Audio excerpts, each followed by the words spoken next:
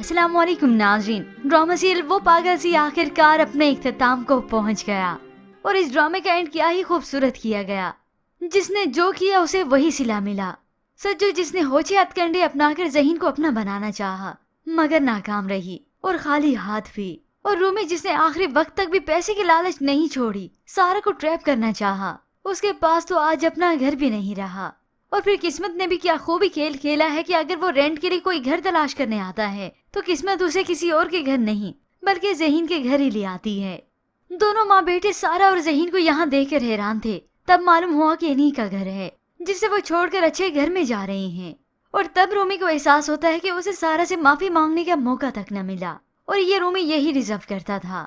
मगर फिर भी जब सारा और ज़हीन के वलीमे का वक्त आया तो इन मनाजिर ने तो इस ड्रामे के शायकीन के दिल ही जीत लिए। हर तरफ गहमा गहमी है, खुशियां ही खुशियां हैं। फाइनली सारा और ज़हीन एक हो गए। मगर फिर कुछ ही लम्हे के बाद जब एहसन यहाँ पे आता है तो सारा जाकर जल्दी से अपने वालिद को मिलती है। आज एहसन अपनी बेटी की खुशियां देखकर जज्बाती हो गया तो उसकी आंखें नम हुई सो हुई। मगर इस ड्रामे के व्यूअर्स भी काफी जज्बाती हो गए। बाप बेटी का प्यार आखिरकार जीत गया। सच्चाई की जीत हुई और झूठ की हार। उधर शाज़मा जिसे उसी के घर से ही गिरफ्तार कर लिया गया, माँ ने जब ये सब देखा तो उसका हार्ट फेल हुआ और उसी वक्त दम तोड़ गई। आज शाज़मा का कोई न रहा। वो न किसी की बनी तो कोई उसका क्या बनेगा। सारे सबूत उसके खिलाफ पेश हो जाने के बाद उसे उम्र कैद बामुशक्कत सजा सुनाई गई। उसे तो ख्याल में भी अब एहसन नजर आता है कि कहीं वो मुझसे मिलने आ गया। मगर एहसन तो शाज़मा का चेहरा तक नहीं देखना चाहता। बस वहीं पे पछतावे की आग में जलती जलती ये उम्र कैद सजा ही काटेगी। बस ये शाज़मा अगर अल्लाह का शुक्र अदा करते हुए, नेमतों का शुक्र अदा करते हुए एहसन के साथ अपनी सबर शुक्र के साथ जिंदगी बिताती तो आज उसे ये दिन न देखना पड़ता। बस वो कहते हैं ना, लालच बुरी बला है और पैसा बनाने के इस शॉर्टकट ने उसकी जिंदगी हमेशा के लिए तबाह कर दी। और इस तरह से इस ड्रामा सीरियल का दी एंड हो जाता है।